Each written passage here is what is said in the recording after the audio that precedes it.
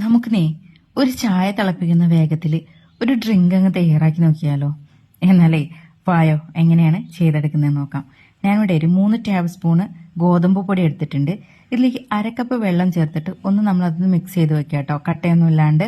ഇനി നമുക്ക് ഒരു 3 അച്ച് ശർക്കര എടുത്തിട്ട് അതും ഒരു അരക്കപ്പ് വെള്ളത്തിൽ ഉരുക്കി മാറ്റി വെക്കണം. ഇനി നമുക്ക് വേറൊരു പാത്രത്തിലേക്ക് 2 കപ്പ് വെള്ളം ഒഴിച്ചു കൊടുക്കാം.